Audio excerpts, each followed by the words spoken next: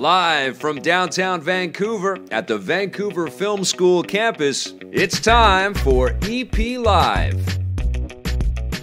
Hey everybody, welcome to EPN. My name is Victor Lucas, and our job here is to bring you the latest in everything cool every single day. That's what we do. We are shooting another episode of EP Live right here in our studios that are based at the VFS Cafe in Vancouver, British Columbia, right downtown at 390 West Hastings. And we've got a nice crowd out today, some VFS students that are graduating. Good to see you guys. Thanks for coming down. We've also got a fantastic guest that is coming up.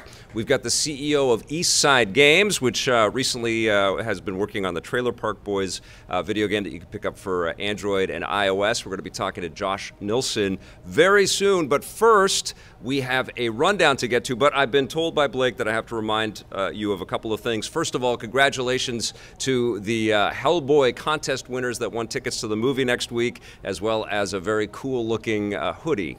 Great swag right there. And also, we've got another contest where you can win Blu-rays of Glass, the M. Night Shyamalan movie. So go to our Facebook page, facebook.com/Electric Playground to enter to win one of those. All right, let's get started with your rundown, which is dedicated to Choco Burger, who says after all these years, Victor is still awesome and keeping it real never change. That's why the motto is play forever. Let's get started with your rundown. The most famous video game character of all time is jumping into virtual reality. Nintendo has announced a VR update for two games, Super Mario Odyssey and The Legend of Zelda Breath of the Wild. With Mario, players will get a new mode that allows them to play VR mini-games in just 3 of the game's kingdoms, while Breath of the Wild will let you replay the entire game in VR. Both are coming as free updates to the existing game, but you will need to buy the VR kit for Nintendo's cardboard creation game Labo in order to play. With the exception of a handful of Virtual Boy titles in the 90s, these will be the first big VR experiences for both Mario and Zelda. The Labo VR kit hits stores April 12th, and the new modes will follow April 26th. And now, cardboard around your Nintendo Switch isn't looking quite so silly anymore, is it? Now we're all like, oh, geez, I want to play Breath of the Wild in VR. I want to test that out for sure. Obviously, this is a big, test on Nintendo's part. They want to see what the adoption rate is going to be like. I think that they've been pretty happy with the kids that have picked up Labo and have created all kinds of cardboard creations, but there hasn't been that much hype around Labo since it launched last year. It sort of found its audience, but this could take things to a whole new level. It also gives Nintendo some data, to see what kinds of players and how much playtime is actually occurring in VR, which I think is going to be significant for the future of their business.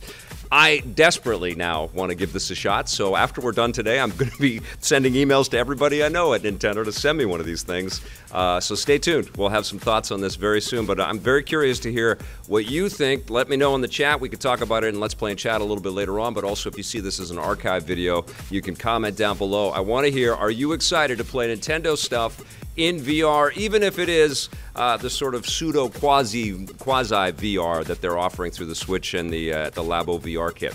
Cool stuff. All right, you're going to have to wait a little longer to play Super Meat Boy Forever, but thankfully not forever. Team Meat has delayed their bloody new platforming game. It was slated to be out later this month, but they decided to push it back for a very understandable reason. They realized that they just couldn't make their launch date without having a crunch time that would sacrifice their mental well-being. Let's give a round of applause to that decision, right? We can tolerate, delays if it's going to keep everybody being healthy. I think that's great. And although they haven't named a new release date yet, they say it won't be much longer. Super Meat Boy Forever actually started development as a mobile game, but has since evolved into a much bigger project and is now billed as a full-fledged sequel, which sounds fantastic. Obviously, everybody over at Team Meat has learned a lot over the years, and of course, we all remember the indie game, the movie, storytelling around how tumultuous the development of the first game was and how much pressure it was for them, and it became a massive success, thankfully. So I think this is a very mature decision. We know that Edmund has a kid and a life outside of making games, and I think that's the right thing, man. You don't kill yourself to build your art. You build your art so you can live, right? Find the time to enjoy your life and then also build the art. So that's good. That's a very important lesson, and I think it's one that big swaths of the video game industry are learning right now. Get ready to pillage and conquer with the next Assassin's Creed game. It looks like the next game in the series might thrust players into the role of a Viking. Players in another Ubisoft title, The Division 2, have spotted a poster in the game's Potomac Event Center that shows a Viking warrior holding what appears to be an Apple of Eden from the Assassin's Creed series, which could be Ubisoft's sneaky way of teasing a new setting. Whatever the next Creed game will be, Ubisoft has already confirmed that it will not be coming out this year and will instead be landing in 2020. I guarantee, though, that if it is landing in 2020, it'll be teased at the E3 press conference that they're having this year. I'm excited for that. I'm excited for Ubisoft to take a breath in a franchise as proven and successful as Assassin's Creed is. I think that only benefits the development, makes the games a lot more interesting. It gives the developers time to kind of switch things up and tease some new gameplay ideas and some new concepts. Viking as a setting, I think, is a fantastic idea. I love the fiction and the fantasy that surrounds the lore of Vikings, so I think that could be really cool. Oh, I've got Siri talking to me right now about, it's Siri actually transcribed everything I've been saying for them, so I've got the script on my watch right now. Technology is amazing. I'm super excited to see what this next Assassin's Creed game is going to be, and if it is at the quality level of the last two, we're in for something special. Or if it's better. Let's keep our fingers crossed. All right, it turns out we're going to get at least 2 more X-Men movies from Fox. Disney has confirmed that the X-Men horror movie, The New Mutants, will get a theatrical release after all. There were rumors that Disney executives were unhappy with the film and wanted to quietly dump it onto a streaming platform, but Chairman Alan Horn says it will be hitting theaters later this year. This will likely make it the last X-Men movie produced by Fox before Disney took over, with the second last film, Dark Phoenix, already set to hit theaters later this summer. Going forward, any new X-Men movies that are greenlit are going to be produced by Disney subsidiary Marvel Studios, and they will be part of the Marvel Cinematic Universe, which is going to be incredible. I'm happy that the New Mutants is coming to theaters. I think people worked really hard on this. I think Maisie Williams is one of the actors in there, and I think everybody's going to be very curious to see what she's up to after Game of Thrones ends. And I think one of the guys from Stranger Things is one of the New Mutants in there too. So I'm psyched, man. I want to see what comes of that. And as I talked about in one of the previous CP Lives, I think that the track record for the X-Men movies is pretty solid. I mean, there's definitely been some low points. Everybody remembers X-Men 3. And I know a lot of diehards out there are sort of pissed off about the way the chronology and the timeline all got shifted all over the place. But I loved First Class, and I thought Days of Future Past was awesome. And X-Men 1 and 2 are 2 of my favorite superhero movies. X2 especially. I remember being in the theater for X2, which was shot right here in Vancouver, and just screaming with joy when Nightcrawler was bamfing from place to place in the White House, and then he saves Rogue in that awesome airplane sequence. Incredible stuff. Also, little known fact, we had a cameraman named Glenn Taylor who was shooting the show at that time, and he ended up being an extra on the X-Men 2 movie. But the way that they did it, it was so weird because he was frozen in time, so the camera went across his big face, and he had his camera on. He was playing a cameraman, go figure, but he had the camera, and he was in the White House, and it was just like slow-mo across Glenn, and all of us that went, there was a whole EP contingent that went, we were busting a gut laughing. It was, there's Glenn, oh my God! It was very fun, a little bonus bit for us, and another reason why we enjoyed it so much. All right, you guys, that's going to do it for our rundown today, but don't go anywhere. We've got a lot more show for you right now. Let's take a look at this day in Everything Cool.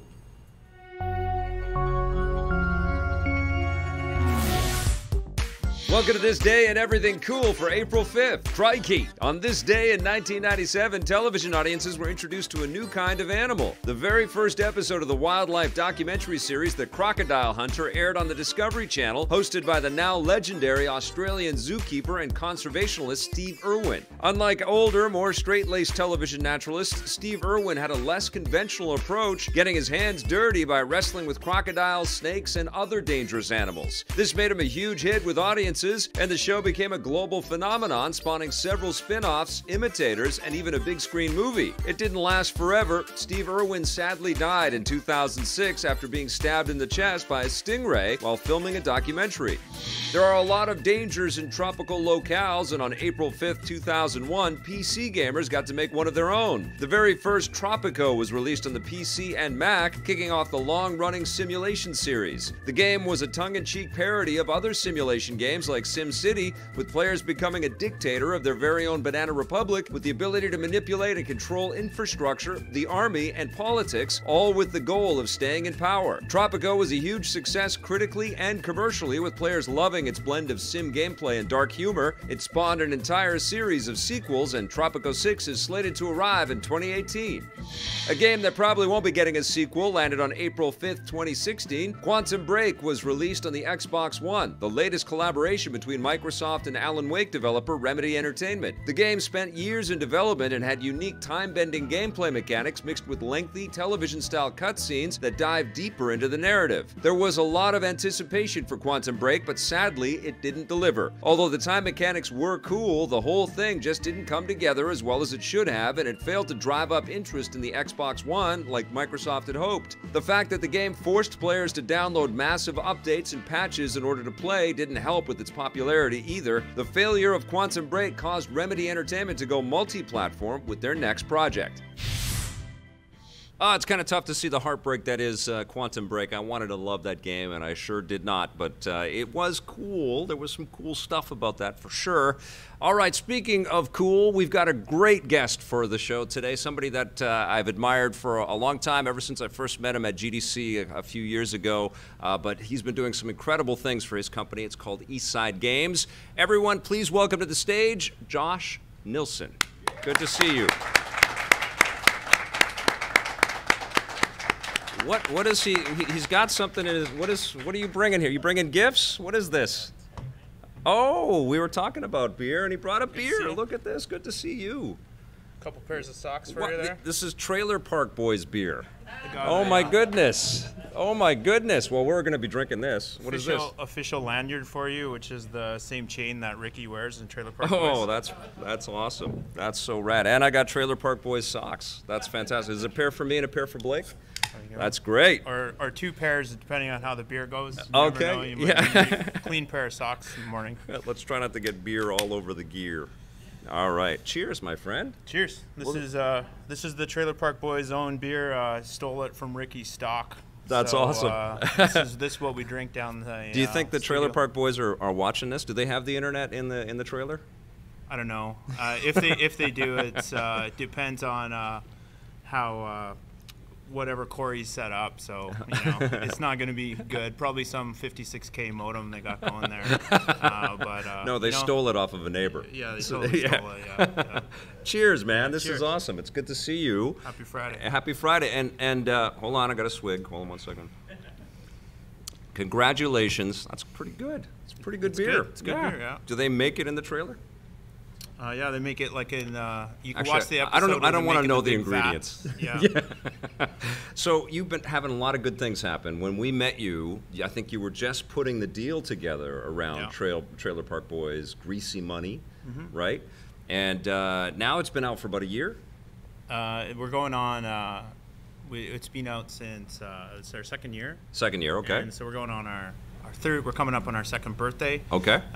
6 million installs so far. When we launched, we were not only the top game, but we're the top app in Canada. Yeah. And we're trying to keep up. We became a top 100 game in 100 countries. Wow. And we've now since pivoted the studio to only make narrative idle games. So Trailer Park Boys is a narrative idle game, and our whole thing that we want to do is we decided we want to make games for everyone. So that's kind of what we're doing at Eastside Games now. Okay, so they're not just going to be about the Trailer Park Boys. If they're going to be games for everyone, you're also working on It's Always Sunny in Philadelphia. Yep, or is that out now too? It's not out, but we're still working away on that, and then we have another game. I think we're going to show a clip of that one, but we have another game we're working on as well. So we're kind of still doing staying true to our.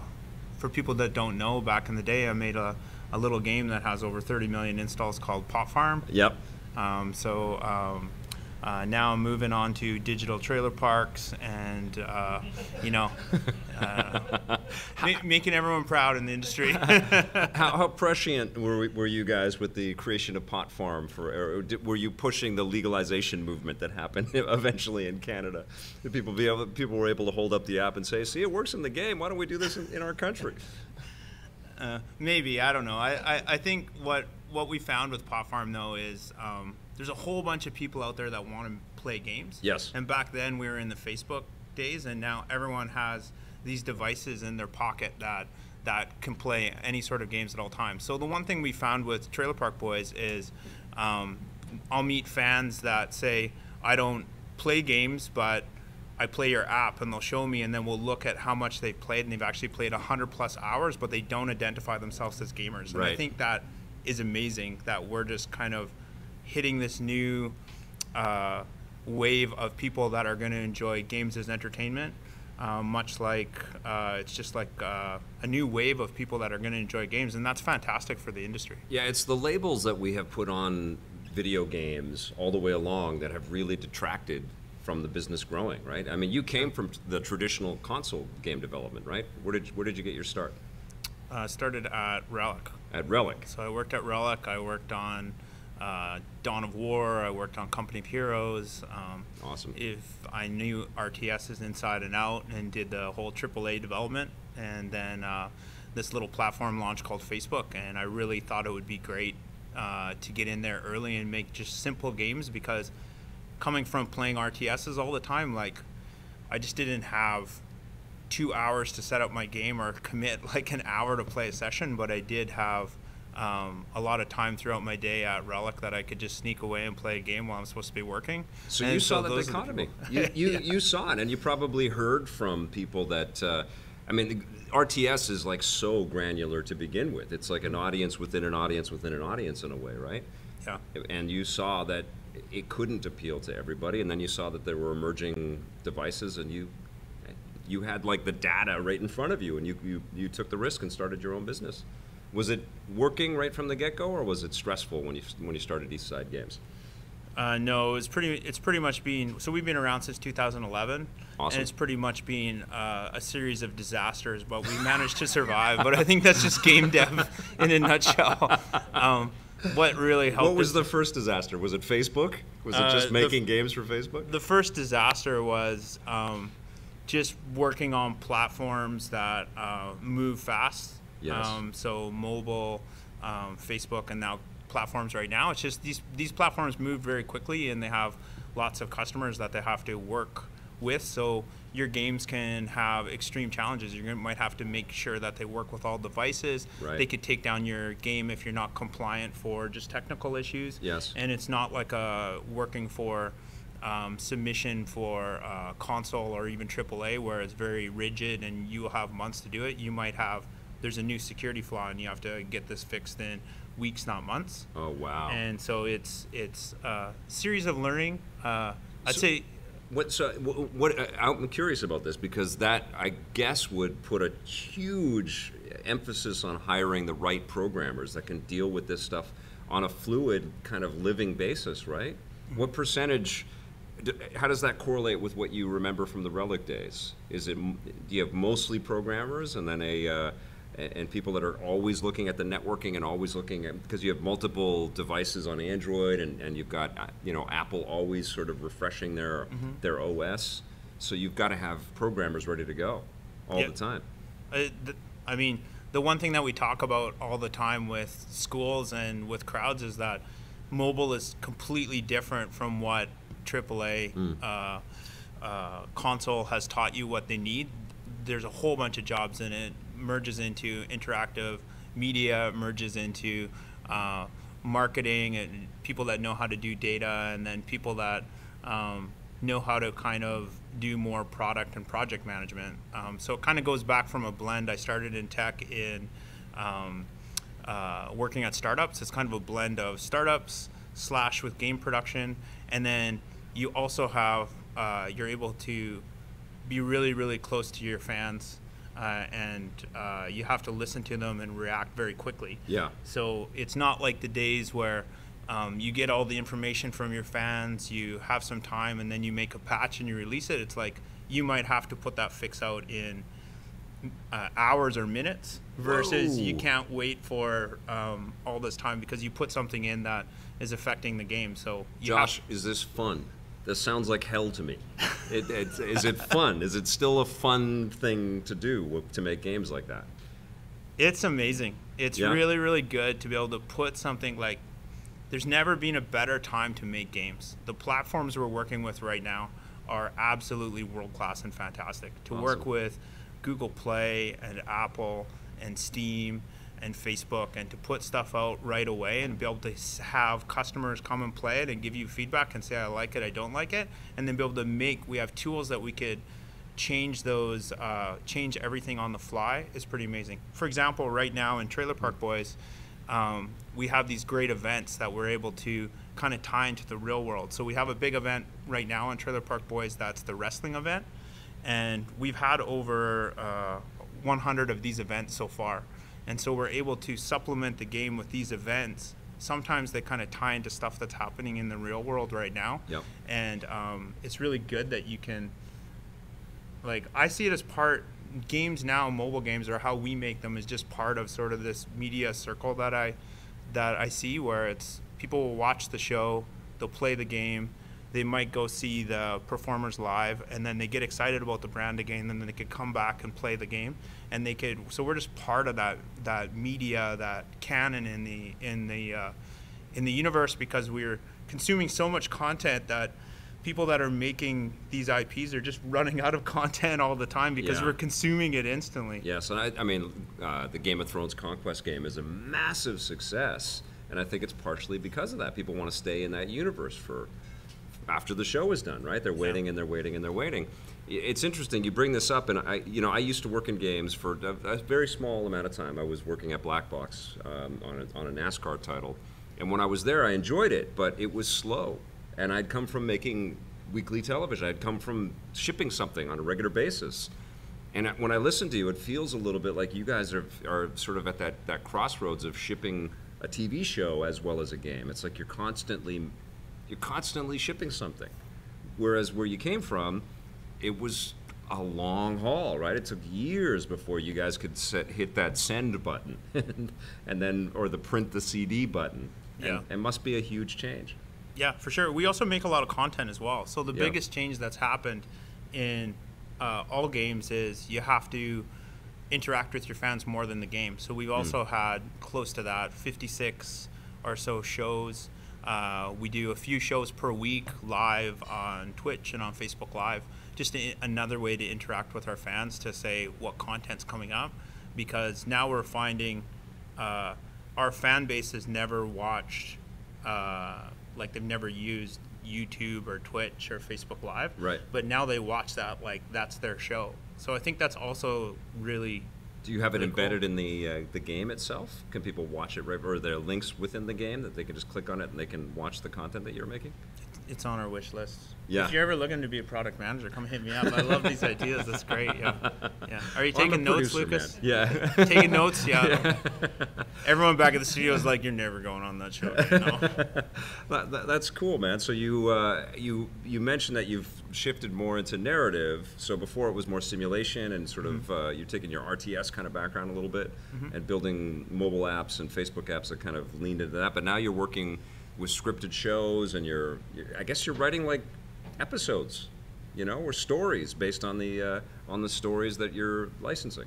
Yeah, for sure. I mean, that's another position we have now that we didn't have much back in the first phase of mobile games. Is we have a huge narrative design, script writing team that has to deal with all that stuff, that has to produce all that content and go back and forth and make sure it falls into the lore of whoever we're working with. If that's working with Trailer Park Boys or Sunny or whatever, we have to just make sure that we're additive to that universe and all the jokes kind of make sense. So we're doing that. Do they judge all that? Like, do they give you guys feedback? Yeah. Do they have to approve it all? What do they like to? I can only imagine the Trailer Park Boys giving you guys analysis and notes and things like the kinds of stuff you must hear.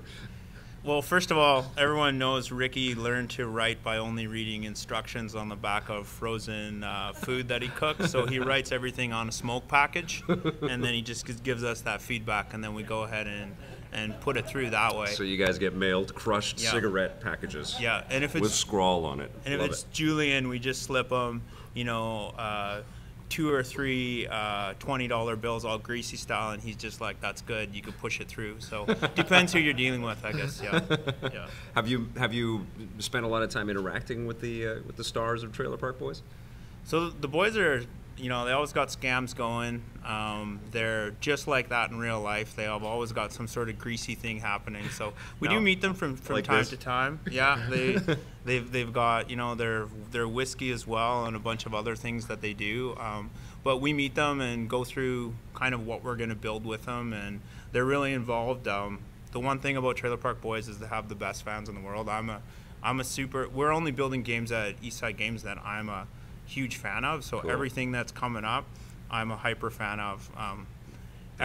Once we do these 3 or 4 games, we'll make the last game that's I'm the biggest fan of, which is the Littlest Hobo game, and then I have no more ideas and I'm out. I won't know what to do. Yeah, that's it. Move into the island. That's it. Gonna get a pot farm going. Real pot farm. Yeah, I think so. That's awesome. Okay, so I want to talk about how the Trailer Park Boys idea and the concept and the partnership came together. Sure. So they reached out to us, and at the time because of the pot farm. Because of pot farm. Okay. And okay. because of sort of the content, the style, the humor. Cool. We first passed on it because we just felt like we were such fans of it, and we've never worked with licensed IP before, so we passed on it and introduced them to some other studios. They came back and they said, "No, we want you guys," and I'm like, I think we're gonna mess this up, and we totally did. Like, we were 8 months late and way over budget, but when we did launch it, it shot up, and it was amazing. I think we're one of the first people in this genre, and we're definitely the leader in narrative idle. So we're doing something a little bit different. There's always been idle games. They've always been more battle. They haven't really been based on a story before, and what we found is people actually read and like that content, and we just thought for years people were skipping over the content. Yeah. So they played the game and they thought it was hilarious, and it's kind of like an interactive comic book in a way, right? And, totally. And you have these little scenarios and things that you got to get $100 American, which just seems impossible to the guys at the beginning of the thing, right? Yeah. I thought that was hilarious. Yeah. So the success of Trailer Park Boys then opened the door for It's Always Sunny in Philadelphia, which you obviously are a fan of, or Yep. is that what happened? Yeah. Did you have the pull then to reach out to them and say, we want to make your game? Correct. Or did they? Yeah. So you just contacted the producers, or what'd you do? No, it's through a series of shows. They probably saw me getting interviewed on your show at GDC, and they're like, Okay. "Wow, this guy's a celebrity. We should maybe work with him." And through those shows, I mean, that's what I'm just always telling people when they ask for like advice in getting into the game industry or to work in the game industry. It's just long tail, so it's about constantly meeting people, talking to them, keeping them updated. And what we wanted to do is we wanted to continue to make narrative idle games with really some amazing counterculture IPs, and I think It's Always Sunny in Philadelphia is it's one of the biggest, if not the biggest in the world. One of the longest running live action comedy shows. Amazing cast. Amazing cast. Yeah. Like outrageous stories. One of our biggest challenges is trying to make that really funny and staying with the true vibe of the show, but also making sure that it fits into platform guidelines because it's so like out there and amazing. Doing that, and then our other games, we have 3 or 4 that we're going to be announcing as well this year that are also narrative idle. So we're going all in on narrative idle. Okay, so I've heard narrative games before, and it's idle, like Idle as well. like you're just like idle, IDLE. Yeah. And that's the genre. Yeah. And is that specific to mobile games, narrative idle, or can we play stuff like that on 3DS or other types of machines? So it evolved from, they used to be called clicker games. Okay. So on definitely on consoles, and that you can play like Adventure Capitalist and Cookie Clicker and all those type of games. That's kind of like where it came from. Okay. But what we've done with our games is we've just made them a little bit more so they are easy to play, fun to get into right away, and anyone can play them. So there's actually not a lot of clicking in our games, so we changed the term to sort of idle games. Okay, cool. And it's a very fast-growing segment right now on the mobile store. It's kind of like a game that a lot of people will play while they're waiting for their other game or while they're waiting for the bus, because you can play all of it in a 1 or 2 minute segment, and you're not punished if you have to go away and come back. And it's funny, and you guys are endeavoring to kind of build some cool little plot, little elements. Are you tying to episodes, or are you just going off on your own? It's a little bit of both. Okay. But definitely we start all of the games by, our whole goal is to let you relive those favorite episodes. So we know time is such a crunch right now that you, even though you want to go back and watch your favorite episode, you don't really have 23 minutes to watch all of the 15 seasons of your favorite episode, but you might have 3 minutes to play through an episode. So I guess that's one of the biggest challenges. We have to kind of take down a 23-minute episode that's beloved with all of these jokes and get our writers to make it feel fun in, you know, a very small fraction of that. Awesome. Get all the jokes. When are we going to be able to play It's Always Funny in Philadelphia? Always Sunny in Philadelphia. There, in the games industry, we say very soon. Very good, very good. But you have another game which you're revealing today, I think, right? Or this is the first time we're going to see anything about this? Want to set up the clip that you've got for us? Sure. We're working with a fabulous studio out of Victoria called Kano Apps. And we are working with another one of my beloved IPs, which is based on the rocker culture and a couple of misfits called Fubar. And the biggest challenge with this one is just to make sure Terry doesn't drink all my beer and mess up my studio. These guys are like this in real life, and I have to deal with this as well. So I don't know what I got myself into working with both Trailer Park Boys and Fubar, but I think you've got a niche. And Pot Farm? Pot Farm. You've got your thing right there. Yeah. That's awesome. Yeah. Well, let's take a look at the Fubar.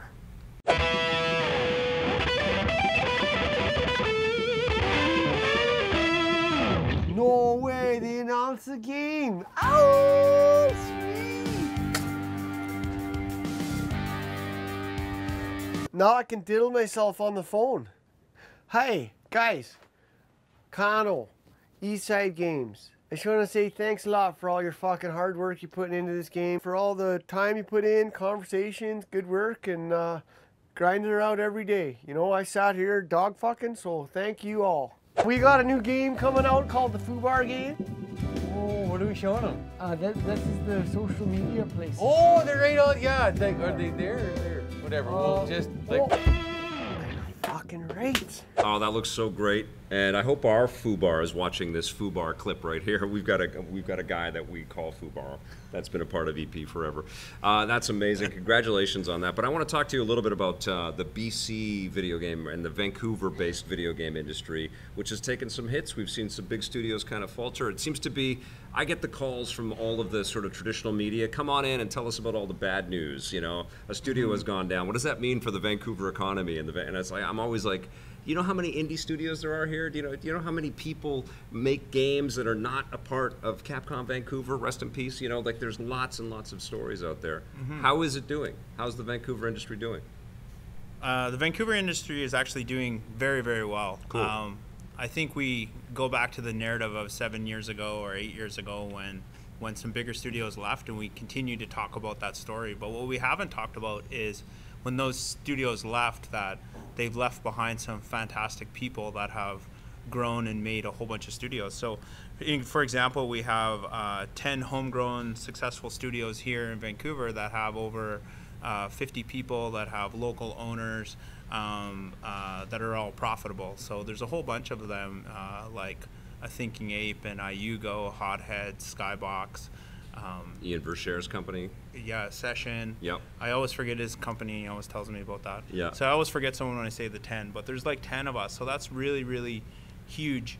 And then there's all the VR companies that are hiring. And actually, if you look at all the open recs right now in the city, including the big studios like EA and Kabam, you'll see hundreds of jobs available right now that they're trying to recruit globally. And a little bit about Vancouver is we have 152 game studios and about 6,000 people that work in the industry. We're the second biggest cluster in Canada, and we're only growing.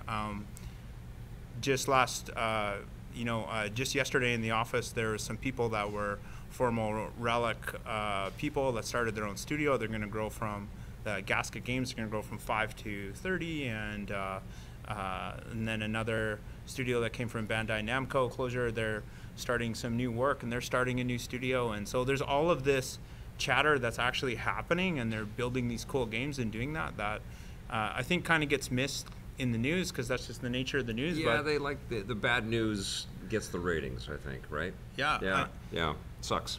Yeah, that's why I always try to say, look, let's talk about all the incredible work that is going on in here, and that sounds fantastic. That's awesome, and it must feel really good for you to be a part of that. Let's talk a little bit about the Eastside Games as a company. You started in 2010, 2011? 2011. 2011? Yep.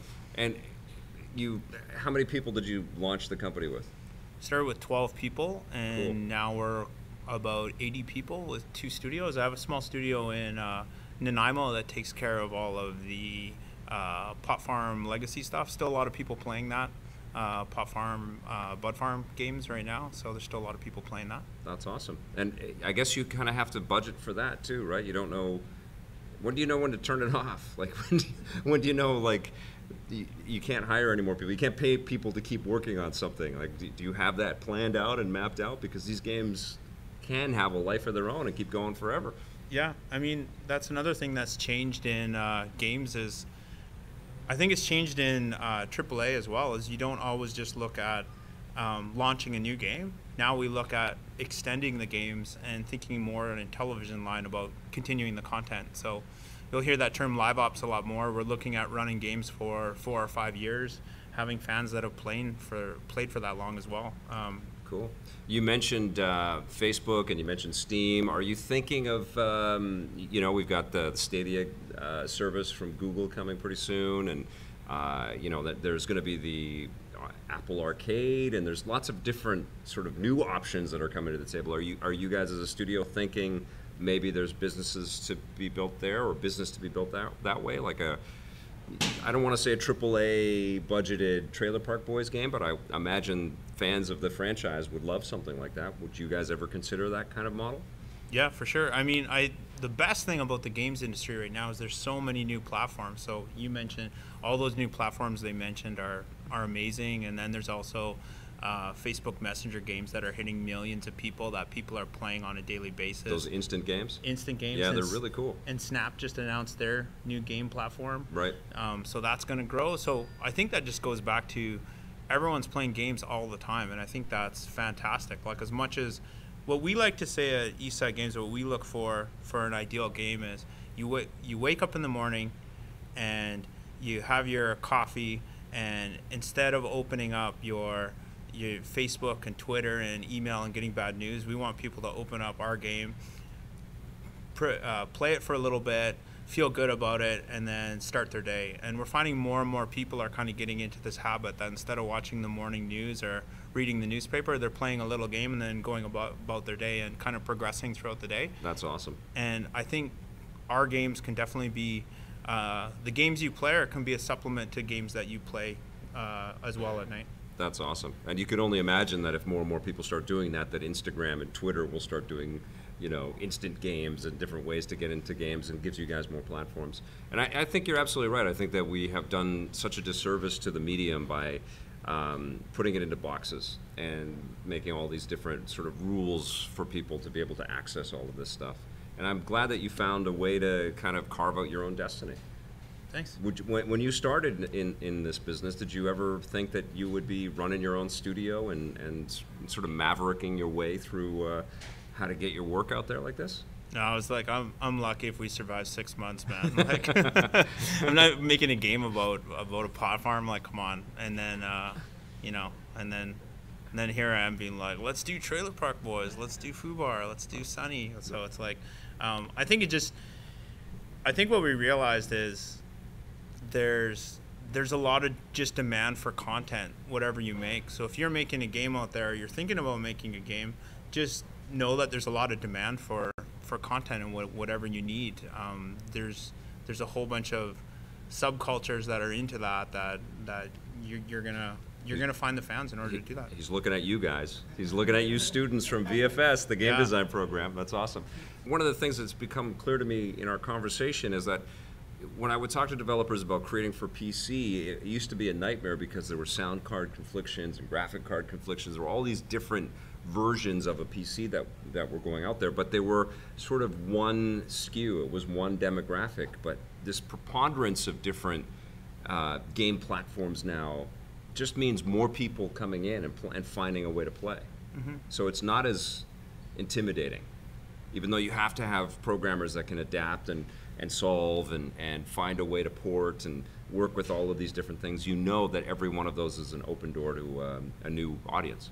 Yeah, and it's now an open floor on who can be successful, right? Like there's never been a better time to make video games. Like right here in Vancouver, the little indie studio, I always pronounce around, but I think it's Rack 7 that did Splitter Critters. Yeah. They won Game of the Year for Apple. Game of the Year, and it's 2 or 3 people that work on that. And you don't need to have Supercell in town in order to do that. You should just push out games. And the one thing about Vancouver game and Celeste, we just saw them clean Celeste, up too. Yeah. It's very supportive. We're trying to help each other out. We're trying to really have this. We always say our biggest competitor isn't ourselves. It's like we want to compete and we want to make Vancouver into Finland. We want to be like Finland, so that's our competition. We have to be as collaborative as Finland. Why do we want to be like Finland? Because Finland has all of it's very cold in Finland. I mean, I think that's why they have the best developers. They have Supercell and Rovio and Next Games, and they just released a list that said the mobile games that have made $1 billion, and out of the 10 that are on there, like I think 4 or 5 are from Finland. Ah, okay. That's why we want to be like Finland. Yeah. We want their money. We want their money, and we want their goalies for our hockey teams. Okay. All right. That's where they're beating us right now. That's awesome. Josh, it's fantastic to have you here. Please come back again when Fubar is ready and when you've signed the deal for the Littlest Hobo video game. Definitely. We all want the Littlest Hobo video game. Is there anything that the audience can do? Is there a petition we need to sign? Do we need to get on the phone with the producers of the show? I'm working on it. You're working on it? Okay. I'll let you all know when my campaign kicks off to get the Littlest Hobo IP, and we'll go from there. Awesome, buddy. Yeah. Thank you very much. Man. Thank you. Thanks. All right, let's take a look at a buried treasure.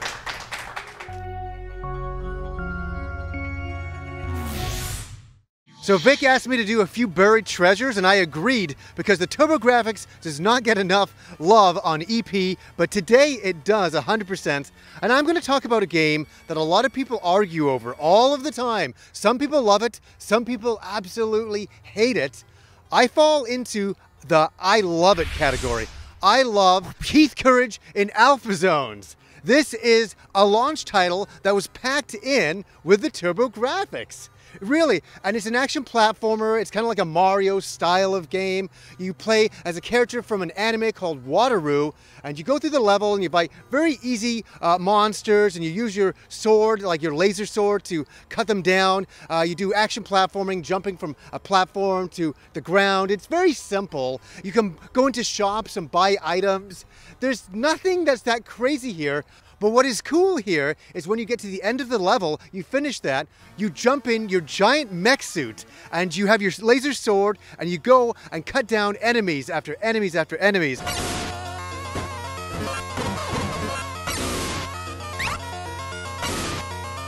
And it is so cool. This is the bit I really liked. I was such a huge fan of mecha and robot action back then, especially Japanese robot action. So jumping in a mech suit, fighting other robots and stuff, I was in heaven. The one thing I will say is the game is over very, very fast, but the good news is the game is extremely cheap. And if you got a TurboGrafx, it came with it. But, you know, if you're on the fence, you have a TurboGrafx, you have to get Keith Courage because it is a classic of the system. It's one of those games that everybody should have in their TurboGrafx collection. It's kind of like Altered Beast to the Genesis. It's just one of those games you need to get. The music's kind of memorable, it's kind of charming. It's not the best music in the world, but it kind of takes me back to 1989 with the TurboGrafx, and I have a lot of fond memories hanging out in my parents' basement playing Keith Courage. Definitely a buried treasure.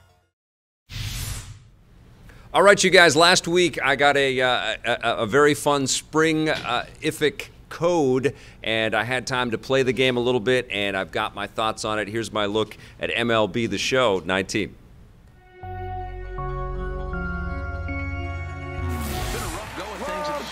So far, but his guys are looking for him to change that right here. Yeah, nothing better than coming through for the boys. And, just a sec now as that ball finds its way into the outfield, a base hit. And the run is in to score as they'll grab the lead here, 2-1. And they get the force for the second out. Last Friday, I got the code from Sony for MLB The Show 19. This is the AAA baseball franchise that Sony San Diego has been making for PlayStation consoles for a long time. They've got the exclusive rights to make AAA games based on MLB, and they never really squander that. Just like Visual Concepts never really lets us down with the NBA 2K franchise, Sony San Diego really tries to maintain a quality bar and deliver something really solid. But I'll tell you why I love playing the show games every year, because it signifies spring. Spring is here. I can start taking my jacket off. The snow has stopped, at least here in Vancouver. The blossoms are out. I think you can see some blurry blossoms behind me. And it is just a wonderful time of year. And there's also this kind of momentum that we're heading into E3, and we're going to find out about all of the awesome new stuff that's coming out and all the summer movies. It's all coming, right? All this entertainment. And I feel like it's kind of like a warmer Christmas signifier, you know? Like all of this fun entertainment is on our way, and it's preceded by this wonderful baseball journey. And actually in the zone. I think what I want to kind of just relay is I've played every day since I got it, and I've been having a blast. I've played online. I played a lot of my single-player sort of experiential stuff. I've played some of the Road to the Show, which feels like it's taking a page out of the NBA 2K book a little bit more. There's a little bit more of a branching dialogue tree that's happening, and what you do when you start the Road to the Show is you pick a bunch of skill sort of ideas. You can be a maverick or the heart and soul of a team, or you can focus on becoming the captain of the team.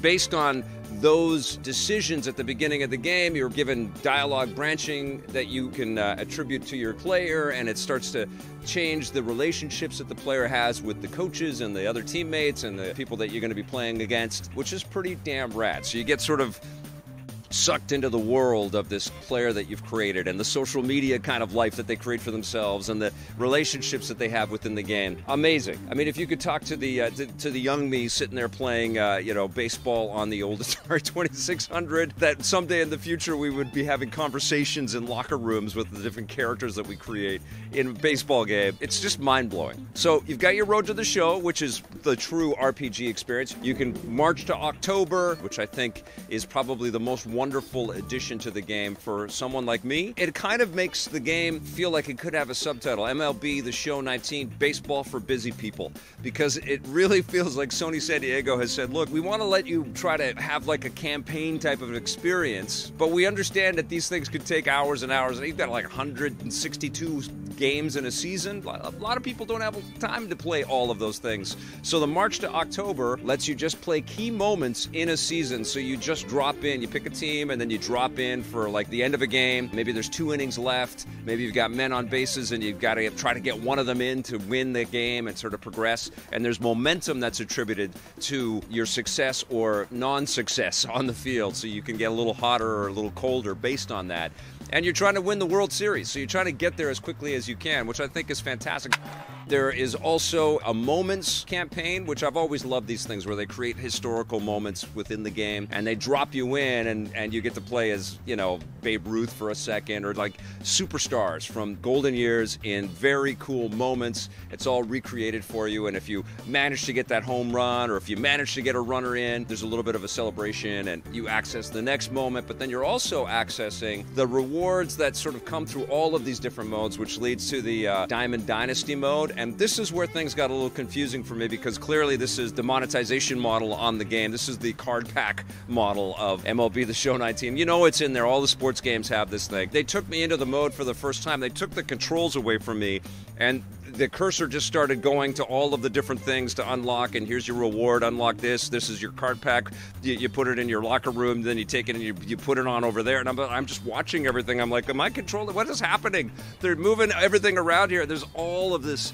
detail to kind of, I think, engage you and keep you locked in. There's online play, there's battle royale matches that you can play, so you step into the arena and try to get as far as you can. In terms of baseball, nobody's coming at you with guns or anything in this game. Diamond Dynasty was very overwhelming for me. I could see the addiction if you are one of these baseball diehards and you know every single player on every team. Looking at you, Marissa Roberto and Tommy Tallarico. This is for those players out there that just obsess over this particular game and the real-life MLB matches, and they just want to, they want to just have the buffet of all of these experiences and just dive into that.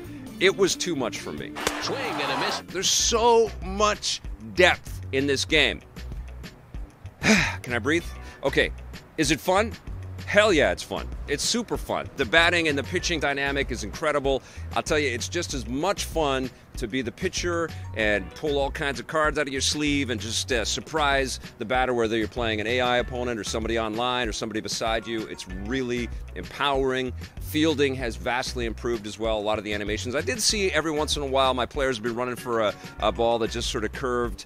It stayed fair, and then it just sort of hit into the wall, and my player would get sort of wedged into a wall, and my arm would, try to go through. But I can't quibble, man. There is so much detail, so much iconic imagery all the way through this, and beautiful effects with the crowd sort of being in a soft focus way off in the distance, and just the sheer size of these crowds in these stadiums is wonderful, man. And the play-by-play is incredible. It just felt like I wanted my peanuts and my popcorn, and I'm out at a ball game, It just felt fantastic. In the air, out to deep left field. The menus are crazy. They're cluttered. There's a lot of detail. And of course, this is a statistician's game, so there's tons and tons of information and numerical data coming at you after every game that you play. And you're always breaking that down, and you're deciding, what players to trade in, when to pull somebody out of the bullpen and put them on the mound, when to put a pinch hitter in there, or take somebody out of the field that might be a little slow against somebody that has a big bat and is going to knock it out way out into the field. I will say that the eyes on the fans in the stands and some of the players and stuff like that, we still have a little bit of a doll eye syndrome. They don't quite feel alive. But God, the facial animations, the looks of exasperation or elation based on the plays that occur on the field, wonderful stuff. An amazing escape into this, and truly, it looks like people just adore this game. The people that are making this game adore the sport, and they want to honor it and they cherish it. It's like getting a ticket to the real thing. It's like going and sitting down in the stadium and just sort of soaking it up. Gardner comes on now and makes the catch. My ball cap's off to Sony San Diego. This is an incredible game once again from you guys. I'm giving MLB The Show 19 a 9.5 out of 10. All right, you guys, yes, the game is phenomenal. Yes, I know it's not for everybody. Baseball is not everybody's game out there, but if you are a big baseball fan, you cannot go wrong with that. And honestly, I think we have to show Sony San Diego some mad respect that they don't drop the ball. All right. Yeah, I'm going to fire all our writers. Oh, we don't have writers. Okay, we're going to move on to Let's Play and Chat, and we've got an amazing guest coming on right now. Somebody you haven't seen on the show for a little while, and somebody I've missed very much. Here is our friend Baruti Bearsafi. Good to see you. Good to see you. Give me a hug. Give me a hug. Good to see you. Actually, I'm gonna put you over in this seat because you're gonna be playing the game while we chat. But if you've got questions for Bear, definitely make that happen. And you should be seeing it right there. Hold on, let's see if it pops up right there. What a beautiful set. Let me say, this is the first time I'm ever seeing it. This is absolutely gorgeous. It's pretty nice. I was walking through the windows like, oh my God, you guys really nailed it with this. So, yeah, it came together pretty quickly, but Tavis Dunn, our art director, did the stuff. And he designed something really, oops, I don't want Steam. I want this thing open right there. So what are we playing here today, Vic? We're playing the Shazam mode in Lego. I don't know why this isn't popping up. Like, can you pass me this little thing here? Let's see if this is. There it is. There it is. No, that's Steam. There we go. So many different widgets that have to work together. Let's see if we can get this going. Okay, there we go. There we go. Boom. Got this. Is it coming? I'll show up. If not, I can play at an angle, Vic. I'm talented like that. We don't see it on the computer now, Blake. Okay, we don't. Can you see it over on that screen? It's not ideal, is it? Okay. Let me try closing this. I can fix it. All right. How you been? I've been great. Okay, I've been good. amazing, and I'm feeling even better seeing you and Blake today and the entire EP family. Hello. Should be getting it. It's not coming through the capture device right now. Like the USB might not be connected then. Like Is it? unplug the USB? Nope.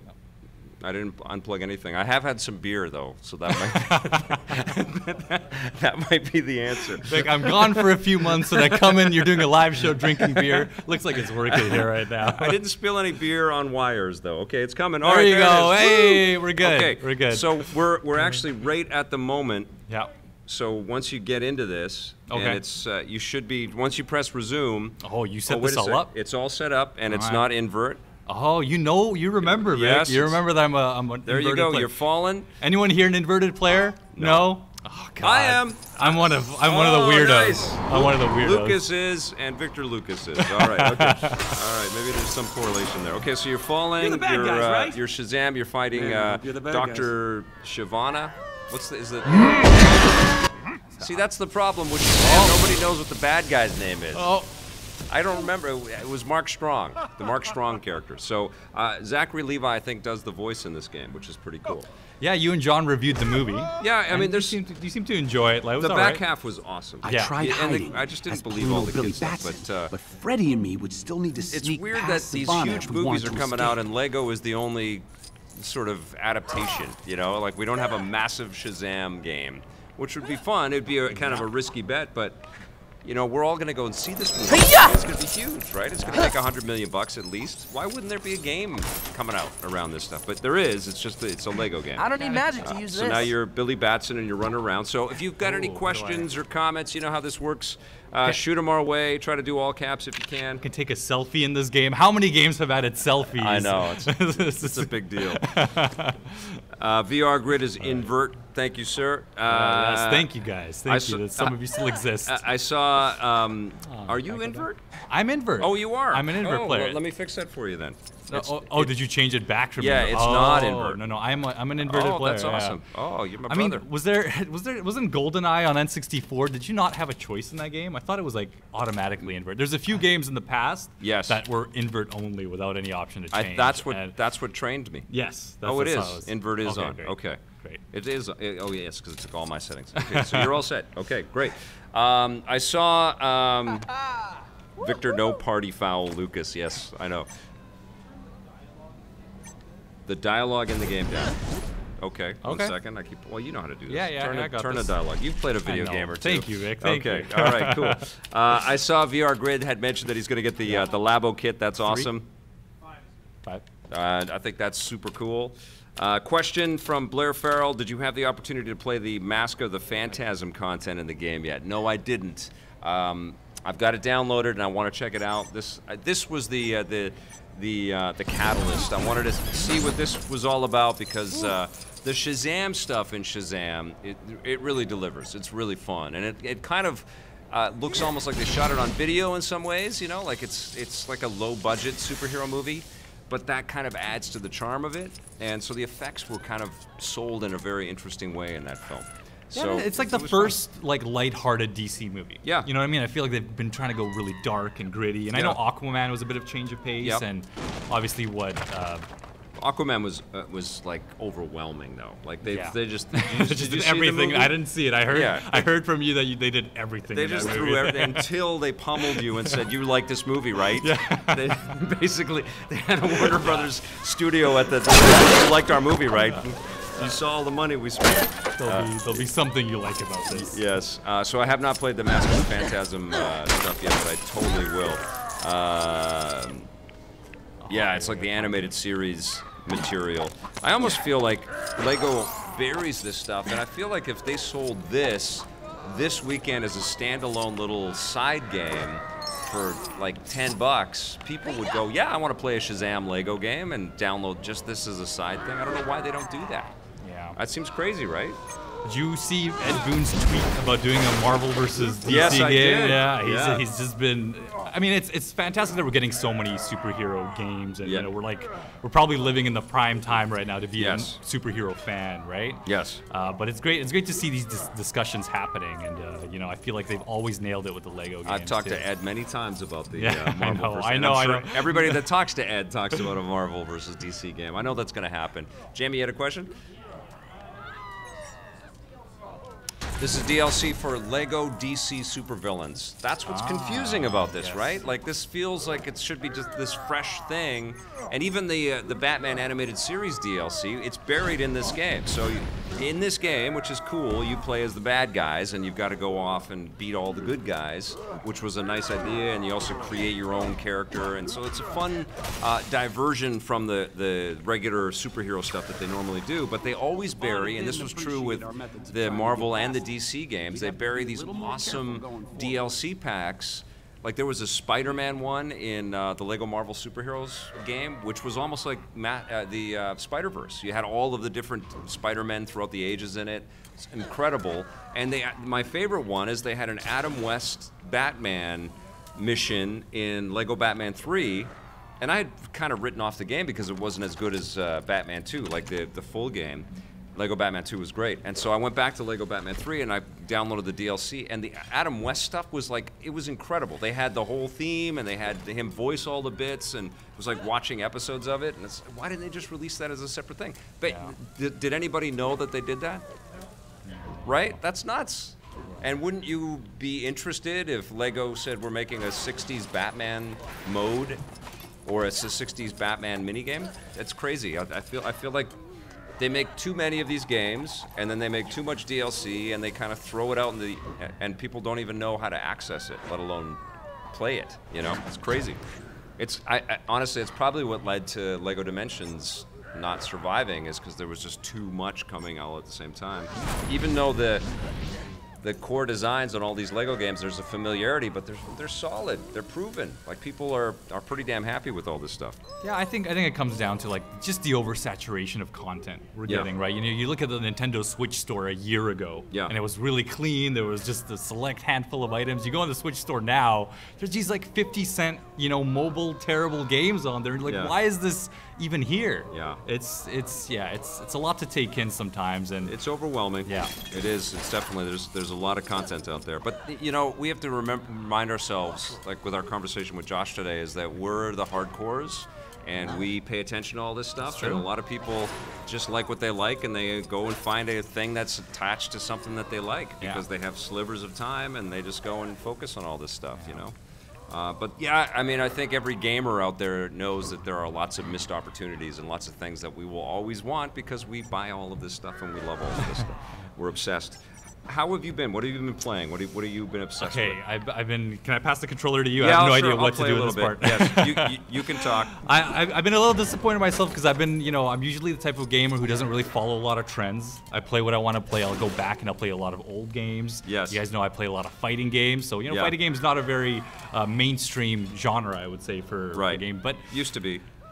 I've got into Battle Royale. Oh. And I got into Apex Legends because it just feels so good. Yep. It feels so because it's got the Titanfall 2 gameplay. Mm-hmm. I remember when Titanfall 2 first released, it was this guy right here who kept on coming into the studio every day asking Blake and I, "Have you guys played it yet? Have you played it yet?" Game of the year, man. And that was the year when I think Call of Duty was out and Battlefield was out. Yep. And they were all out within like a month of each other. I think Titanfall and Battlefield were like a week. I did this last time. I'm looking at the stream going, geez, the delay on the control is bad. I don't know. The latency is terrible on this. I'm so drunk, you guys. What'd you do to me, Josh? I had one fucking beer. No more. No more drinks for Vic. No more. That's a new rule. Like, why? What is the controls are terrible? And look, it's us, and I'm playing us now on the screen. It's so weird. Okay. But overall, I mean, have you tried the Mortal Kombat 11 beta? Yeah, that was fun. Yeah. Yeah, it was. I didn't play tons, but it was fun. I don't normally have tons of time for the beta things. Yeah. You know, like I'm trying to play Sekiro, and I'm trying to hold back the tears. I've been seeing your tweets. I've been seeing your tweets. I just feel like so like such an idiot when I play that game. You know, honestly, I had a conversation with Graham over at Beyond Capture yesterday, and he's obsessed with it. And he told me that I'm deep into the game, and I said, dude, I'm like having trouble with like the first blind giant boss. He just flails around and he takes care of me. Yeah. And he said, yeah, you got to block, and I said, oh yeah, you can block. and I clued in that yes, you can block, and then because I never thought like he's such a giant beast that I would ever block somebody that big. I've been trying to dodge him, and of course he's been crushing me and throwing me off cliffs and just having his way with me. And I played that moment in the game like for 6 hours, and then so now I've started to block, and I'm getting a little farther in the game. It really is great game design. You know, it kind of goes back to the old reason of why we loved Mega Man so much. Right, of that trial and error, and once you really know it, you can beat that game in one sitting. Right. And that's Bloodborne players, that's Dark Souls players for you. Like, they know in and out how to beat those games. I remember playing Bloodborne for the first time and getting killed by that wolf in the beginning over and over again. But you know, once you really figure that game out, it just feels so good, so smooth. And, totally. I've never been a Souls kind of gamer, but I've always given them a try, and they've always been so much fun. And they do kick your ass. Have you played Sekiro? I have not tried Sekiro, no. It actually would be great to ask Scott Jones about Sekiro. I know he's going to be obsessed. He's going to be obsessed. I'll tell you this: out of all the From games, it's my favorite one. I'm looking past you at the game because I can't see the microphones in the way. Oh, okay. I just figured out what to do though. I threw the batarang, and I knew you would. And I just want to say Shazam. Like, why are you holding back Shazam on me? Oh, there I am. There you go. Okay, cool. So now I'm Shazam. Oh. Let's see your mashing skills, Vic. I would destroy you in Mario Party. That was terrible. That was terrible. You probably would destroy me in Mario Party. So this is just like the movie where everything is DC related. No, I'm really happy that Shazam as a character is finally getting. Look at this. This is spoiling in the movie because they have this sequence here where they have the giant keyboard. So apparently there's a scene in the movie where they're playing Mortal Kombat.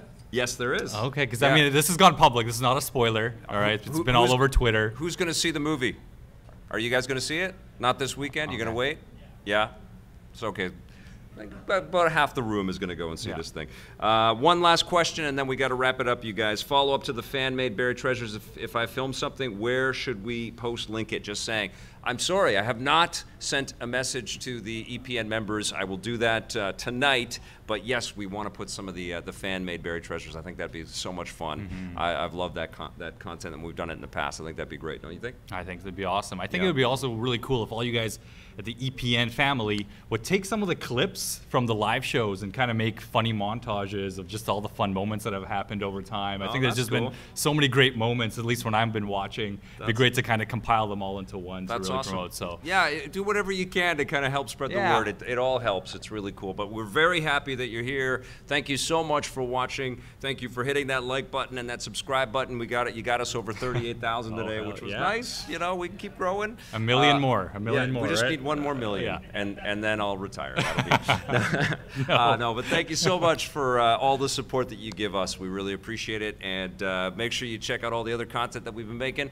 We will see you on Monday. We've got the CEO of Devolver Digital, a good friend of mine, somebody I've known forever. His name is Mike Wilson. He is coming in. I can't wait to talk with him. It's going to be a great show on a brand new EP Live. You can come down to 390 West Hastings in Vancouver and watch it live, or watch it right here on the stream. Thanks for watching, everybody. Play forever. Thank you.